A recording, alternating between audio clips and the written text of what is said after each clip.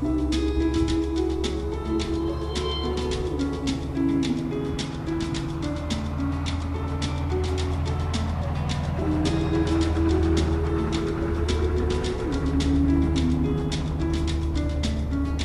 a lot of fascinating history here at the Charleston Tea Plantation, and even your connection with the plantation. Before we start to segue into your story and your background, just set the stage for us about where we are right now and the significance of this place. Okay, well, we're at the Charleston Tea Plantation on Wadmalaw Island, and that's about 20 minutes from downtown Charleston towards Savannah along the coast.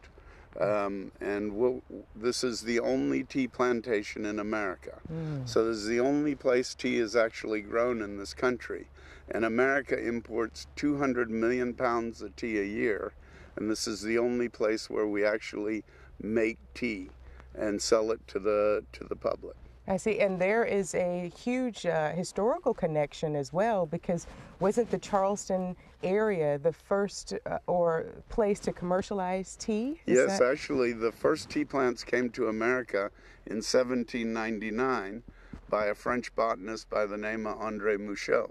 And actually, those plants went to Middleton Place, but it was strictly as ornamental plants.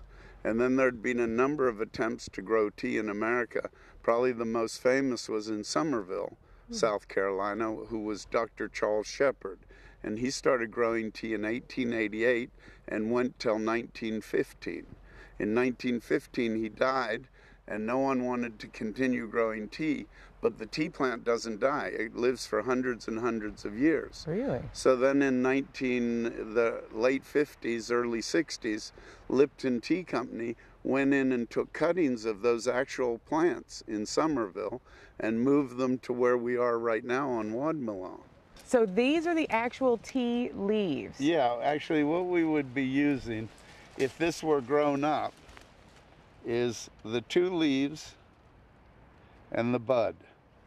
That's the next leaf that's going to open. I see. So that's what we harvest off the top of this plant. Okay. And this is what we use to make tea.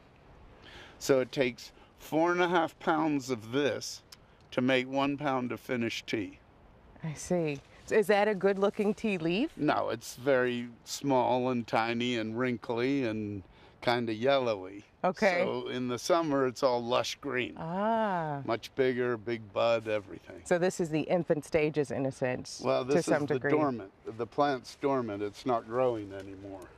Just the roots are growing. See, that's maybe a little bigger. Well, same idea. But that's what you use to make tea with.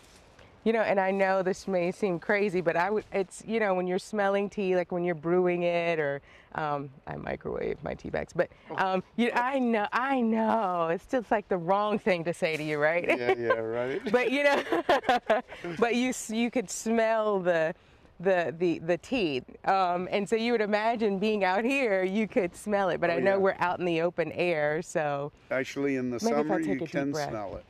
You can catch hints of it.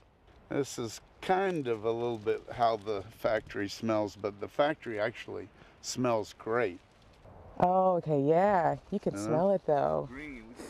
Nice. But well, actually, when we're making tea and you walk in the front door, people are like, wow, what a smell, you know? Because it comes through the doorway, everything in, and just stinks up the factory, so to speak, but it doesn't really stink it out. Makes it smell good. Most of the good restaurants downtown carry our tea. So you can go in and say, do you carry that American-grown tea? And one other thing about tea is tea does not improve with age. It deteriorates. So the fresher the tea, the more smooth and mellow the taste. The older the tea, the more harsh and bitter it becomes. And any imported tea could be 6 to 9 months before you as a consumer get to buy it. It's grown overseas, has to go on a ship 3 months to the US, mixed with other teas, packed up out to the store. When we're making tea, you can get it within a week of manufacture. Talk and it about makes just a huge difference in flavor.